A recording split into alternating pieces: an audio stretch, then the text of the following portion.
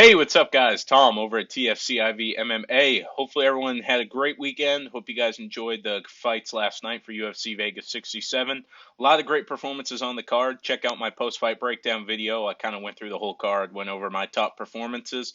But this video is going to be over the big leak we saw yesterday. T-Mobile Arena billboard. We know someone's getting fired. Jon Jones, Cyril Gane announced for UFC 285 March 4th in Las Vegas.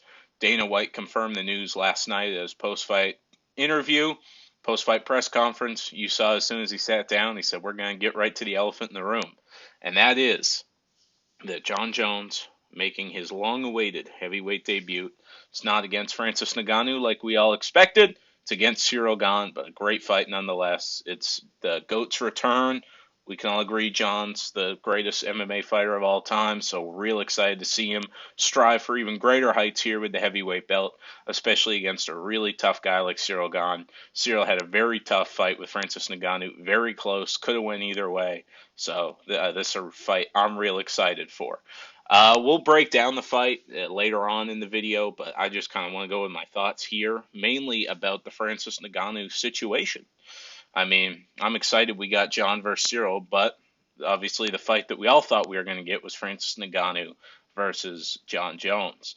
Dana White disclosed last night the UFC made Francis an offer that was the highest, would have made him the highest paid UFC heavyweight of all time.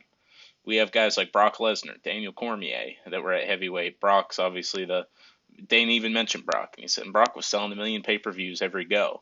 And Francis was going to get more than that, and we all know Francis doesn't really sell pay-per-views. So that had to have been a pretty sweet contract. I'm bummed he turned it down. I think a lot of us are.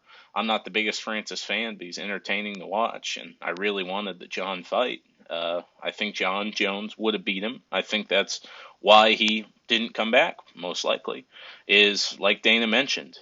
Francis is under the impression that he can go make more or similar money fighting a lower level of competition. Obviously, Francis is 36, going to be 37 here pretty soon. So you can't blame him coming off an injury, but at the same time, I think Francis tried to play hardball with the UFC, and the UFC called his bluff. He figured he could keep grinding, keep playing with the UFC, and they'd bring up the Brinks truck. They did. He declines. The UFC said, "Okay, we're not going to let you hold the division hostage. We're going to move on." And that's what you're seeing happen now. Is we got Jon Jones, Cyril Gane. I think the UFC handled things pretty well, all in all. I'm all for fighters getting paid, but I'm also for the best fight and the best. And when Francis was going to keep holding up the division, I know there was the knee injury, but even before that, he was pretty inactive. After the Stipe fight, he took no damage and then waited a year to fight again. So, it sucks to see Francis Ngannou go, but you can't play hardball with the UFC. It's not going to work in your favor. A lot of people, like I posted on Twitter last night when everything broke, and this tweet has gotten a bunch of responses and stuff. My phone was blowing up all night.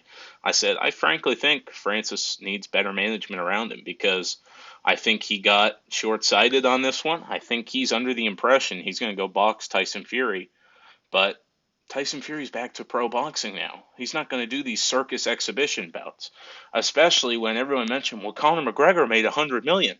Conor McGregor's the greatest MMA promoter of all time, self-promoter.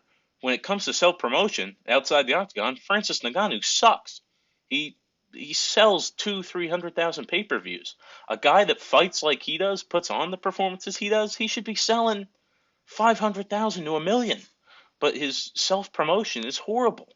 So I think this was a real short-sighted move on Francis' part. I think, obviously, for his legacy, this was a horrible mistake, leaving. And you say he goes and signs with PFL. He's going to fight people that aren't on his level. Say he goes and signs with Bellator. He's going to fight people that aren't on his level. And I think he's going to realize the grass isn't always greener.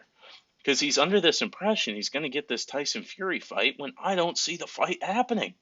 I mean, like I said, Tyson's back to pro boxing. Deontay Wilder's pro boxing. Anthony Joshua's pro boxing. And Francis doesn't have the pay-per-view stardom to go box some no-name to do it. He doesn't have the pay-per-view prowess to bring in names for it. We all heard Anderson Silva is going to make the most money he's ever made with this YouTube boxing. No, he didn't. Made 500K plus pay-per-view points on a pay-per-view that bombed. I mean, the he's going to realize the grass isn't always greener. I think it was a real poor decision on Francis's part. I think his advisors are not doing a good job. I think he got very short-sighted with it, and I think he'll realize that because legacy-wise, this is a horrible move. And everyone's going to say, "Well, you can't feed your family with legacy." Let's not act like he was making chump change. Should he be making more? Yes, and the UFC offered to pay him more. And I don't know. I'm not trying to sound like a hater. Francis Ngannou is a great fighter, but I think it was a very poor decision on his part to leave the UFC. But hey, it is what it is. Into the matchup we got John Jones, Cyril Gane, UFC 285.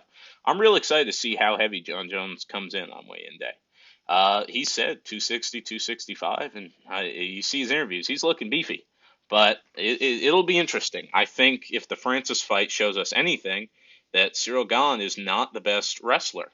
Has some slick jiu-jitsu, but his wrestling's not great. And I think that John Jones, if you go into the John Jones fight with that kind of takedown defense, you're not going to fare well at all. And John Jones at 265, plus his wrestling pedigree, we could see it similar to the Gus fight, where he takes him down, gets him, and just pounds the hell out of him. But I don't know. I think Cyril will work his takedown defense very well going into this fight. He said something in his press conference last night where he said, I think we'll stay standing. I don't like that mindset. Train your takedown defense, Cyril. Maybe he's just trying to play a little mental warfare with John. But if there's one thing we've learned, everyone's saying, well, how's John going to carry the weight? John's taken 3 years to do this. I think he's put the weight on the right way. He's got his cardio back up. John Jones, as much as you can say all these things about him outside the octagon, when it comes inside the octagon, he's the greatest fighter we've ever seen. He has great fight IQ, and I don't think he would do this unless he was confident he was going to win and he was going to do it the right way. I think the striking exchanges are going to be beautiful to watch. Both of these guys have some of the most technical striking in the heavier weight classes. So I think that is going to be awesome to see. We're going to see two heavyweights out there striking like middleweights and lightweights with how slick both these guys are.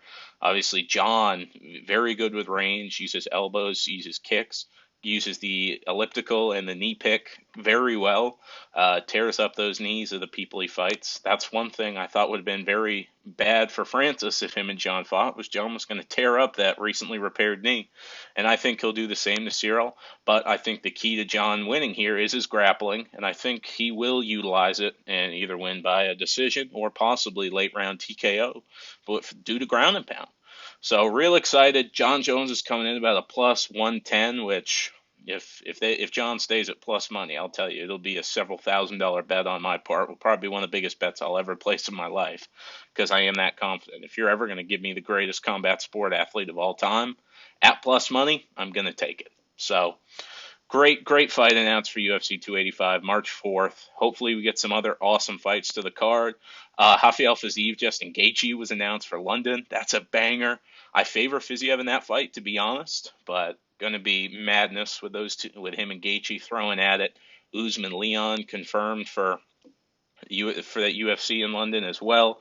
So a lot of great fights coming up. They did ask Dana about my guy Khamzat Chimaev. He said no news as of yet. I think we all can recap at this point that Colby is avoiding that fight like the plague, which a lot of us thought he would. So that sucks. I really was looking forward to that fight. That would have been a big breakthrough for Khamzat. But I just want to see him fight. Give him Belil. Do what you gotta do. Let him fight. I want one more fight at welterweight. Get the welterweight title. Move up to 85. Conquer that division. He has potential to be an all-time great. So I can't wait to watch his career like I have John Jones's. When I started watching MMA that's why I think I like John Jones as much as I do. I get a lot of hate being a big fan of his because all the personal stuff, but it's the same thing I said with TJ Dillashaw after the steroid accusations, or the steroid being caught using steroid, or not steroids, EPO, difference. But I said, I've liked these guys for so long, I'm not going to switch up. John Jones was starting out when I first started watching MMA. So I've gotten to watch this awesome career he's had from the beginning. And that's why he's always going to be one of my favorites. And that's the same feel I get watching Hamzat, just the way he's been demolishing people. I would look at the Burns fight very similar to how I look at the John Jones versus Gustafsson fight, where they got to learn a lot but still get the win. So I can't wait to see what's next for Hamza. I can't wait to see John Jones fight Cyril Gane. And we got a great year ahead of us as MMA fans, and I can't wait to see it. Hope you guys have a great week, and can't wait for UFC Brazil this weekend.